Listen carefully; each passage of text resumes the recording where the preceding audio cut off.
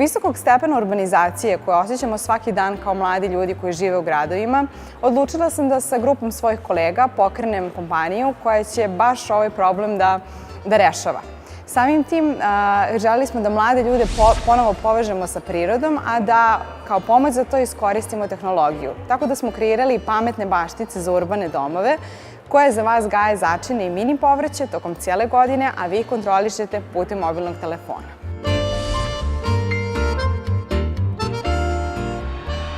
Problem koji smo rešili je zapravo nedostatak prostora, vremena i znanja koju mladi ljudi poput mene imaju u svom svakodnevnom životu. Generalno, nemamo dovoljno kontakta sa prirodom, želimo da ostanemo opet u kontaktu sa prirodom iako smo mladi i dosta radimo. Tako da smo prosto rešili da mladim ljudima koji žive u gradovima približimo prirodu uz pomoć tehnologije.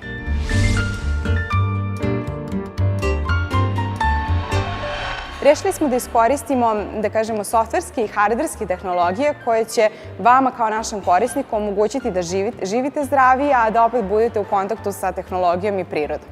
Tako da smo, kreirajući naše pametne baštice, pored već poznate hidroponike, praktično ukombinovali hardver i softver kako bismo vama olakšali da živite zdravije i da konzumirate jedan deo svoje organske hrane tokom cijele godine.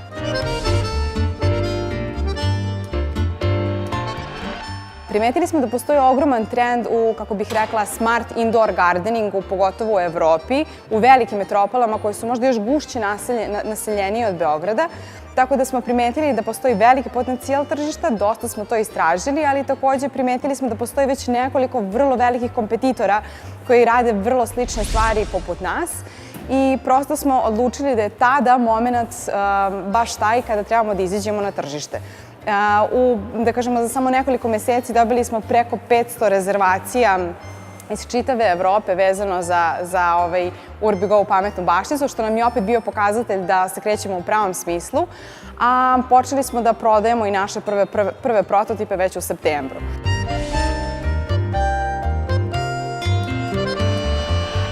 U narednom periodu cilj nam je da još više se tehnološki razvijemo i da polako dođemo do proizvoda koji će biti spreman za lansiranje na šire evropsko tržište, odakle smo dobili potražnju.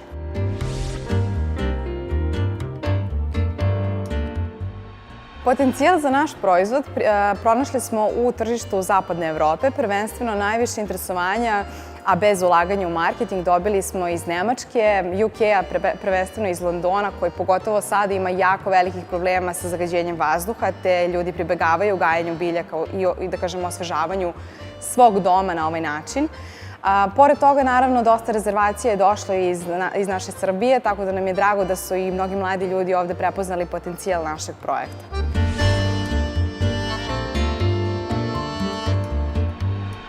S obzirom da smo i sami za sada mali start-up sa zelenom vizijom koja je svoju ideju pokrenuo baš iz Srbije, želim da preporučim svim vama koji želite da pokrenete svoj biznis ili svoju ideju, da krenete već danas i ne treba da vas koči da li se nalazite u Srbiji ili u Americi. U samom startu, te da kažemo, kick-off vaše biznis ideje kreće od vas samih i od sposobnosti da validirate i dokažete vašu ideju, odnosno da vidite da li problem zaista postoji koji želite da rešite.